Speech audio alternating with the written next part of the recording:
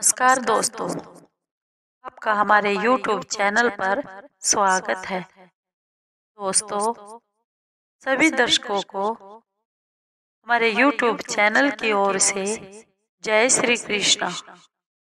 दोस्तों, कैसे हैं आप?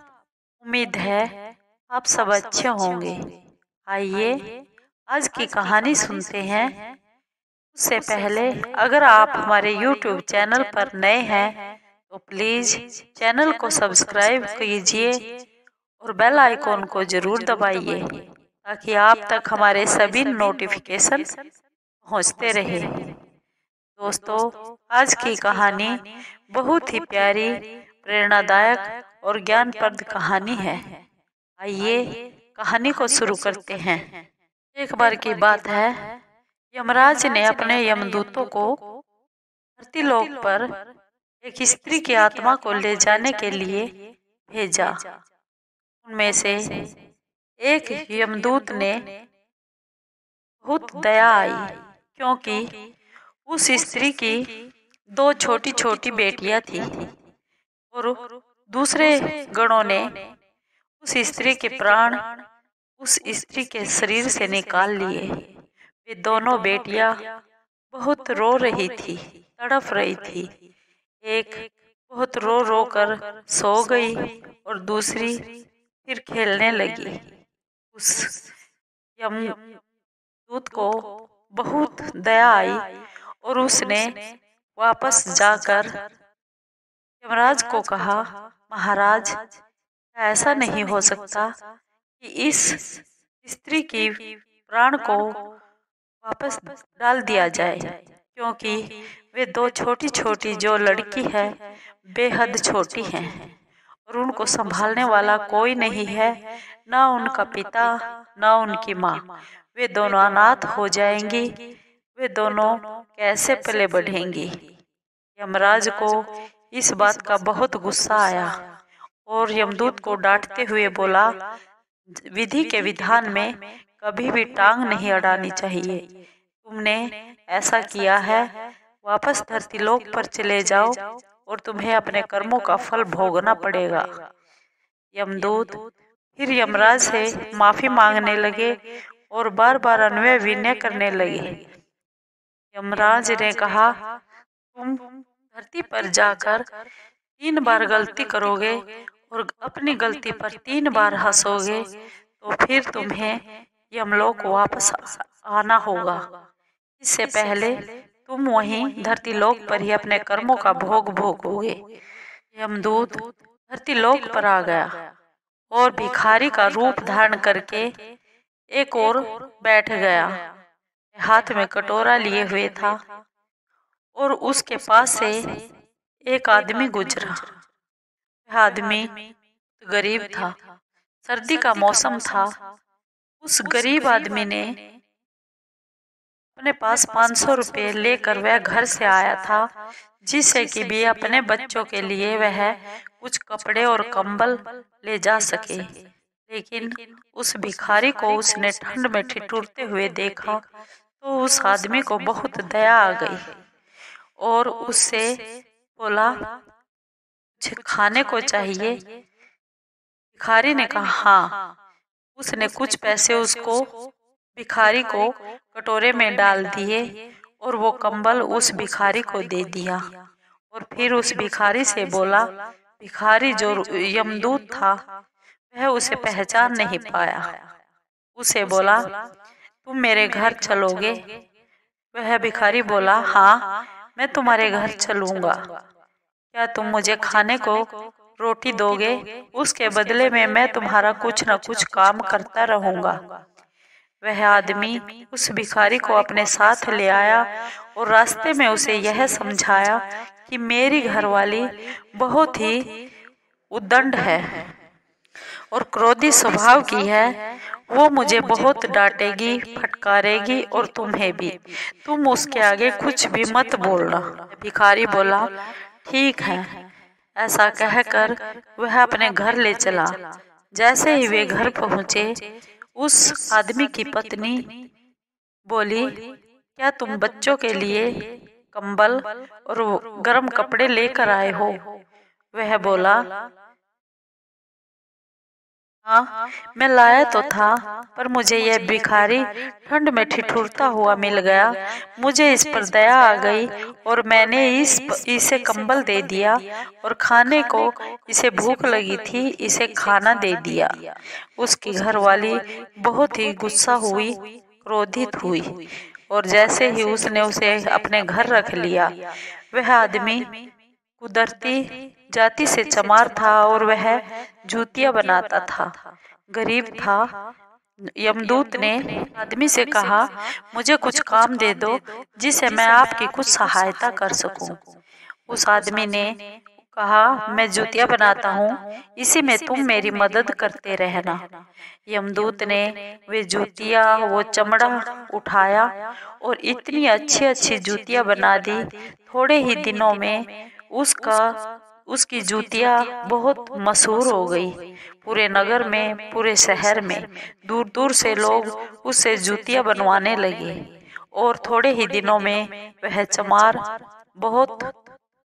वह आदमी उस भिखारी से कहने लगा, तुम मेरे घर चलो, लेकिन तुम ध्यान रखना, मेरी पत्नी बहुत क्रोधी स्वभाव की है और जैसे ही हम घर जाएंगे वो क्रोध में न जाने क्या क्या बोलेगी, लेकिन तुम बुरा मत मानना और ना ही कुछ बोलना। जैसे ही वह आदमी उस भिखारी को अपने घर पर ले गया, देखा कि पत्नी घर से बाहर आई और अपने पति से बोली, क्या तुम बच्चों के लिए कंबल और वस्त्र लेकर आए हो? आदमी ने कहा, हाँ, मैंने लिए जरूर थे, लेकिन सर्दी के मारे मुझे भिखारी ठंड में ठिठुरता हुआ दिखाई दिया। मुझे इस पर दया आ गई और मैंने इसको ये कंबल दे दिया और यह भूख से बहुत ही पीड़ित था, मैंने इसे खाना भी खिला दिया। वह यह सुनकर बहुत क्रोधित हो गई, लेकिन यमदूत को अपने मन में हंसी आ गई और वह सोच रहा था, इसे नहीं मालूम कि तेरे घर में यमदूत आया है। इस तरह होते होते वह बोला, उस आदमी को बोला कि मुझे कुछ काम दे दो जिससे मैं तुम्हारे काम में कुछ मदद कर सकूं। आदमी जाति से चमार था और वह जूतियां बनाता था। उस आदमी ने यमदूत को कहा, तुम मेरी जूतियां बनाने में सहायता करते रहो, बस यही काफी है। थोड़े दिन में ही यमदूत ने बहुत अच्छी अच्छी जूतियां बनाई और थोड़े ही दिनों में पूरे नगर में, शहर में वह मशहूर हो गया और दूर दूर से उसके पास जूतियां बनने के लिए आने लगी और वह आदमी थोड़े ही दिनों में बहुत अमीर आदमी हो गया। एक दिन की बात है, राजा के यहाँ से एक सिपाही आया और सिपाही चमड़े को लेकर आया और उस यमदूत रूपी भिखारी से बोला, तुम ये जूतियां बना दो और सुंदर सुंदर बनाना जिससे राजा बहुत प्रसन्न हो। यमदूत ने कहा, ठीक है। सिपाही ने कहा, सुंदर बनाना, ये चमड़ा यहाँ कहीं नहीं मिलता है।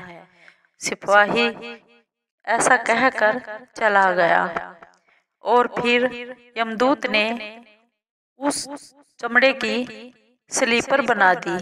उस समय स्लीपर जो आदमी मर गया हो उसके लिए बनाते थे।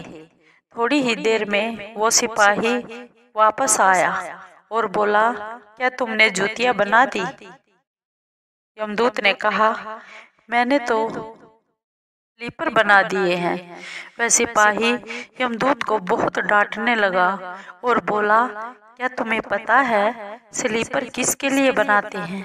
अगर किसी की मौत हो जाती है उसके लिए बनाते हैं। अब राजा को पता चलेगा तब तुम्हें बहुत पता चलेगा तुम्हारा क्या हश्र होने वाला है।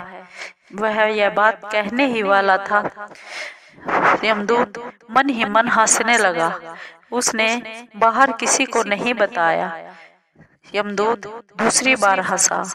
थोड़ी ही देर में एक दूसरा सिपाही आया और आते ही सिपाही बोला, उस चमड़े की जूतियां मत बनाना, उस चमड़े की स्लीपर बनाना। यह कहकर वह चला गया। वो पहला सिपाही बहुत हैरान हो गया और वह भी वहां से चला गया। कुछ ही दिनों बाद एक औरत आई। उस औरत के साथ 2 लड़कियां भी थी। 2 लड़कियां युवावस्था में थी। वह औरत बोली, मेरी बेटियों के लिए सुंदर सुंदर जूतियां बनानी है। इनका विवाह है और इनके विवाह में मुझे दहेज में देनी है। यमदूत ने जब नजरें उठाकर देखा तो ये वही लड़कियां थी जो छोटी छोटी उस औरत की छाती पर से खेलती हुई उसने देखी थी, रोती हुई देखी थी, जिन पर वो दया करके ये कर्म की सजा भोग रहा था। वह औरत बोली, ये दोनों बेटियां अनाथ थी। इनकी माँ और इनके पिता गुजर चुके थे। मैंने इन पर दया कर दी क्योंकि मेरी भी कोई संतान नहीं थी।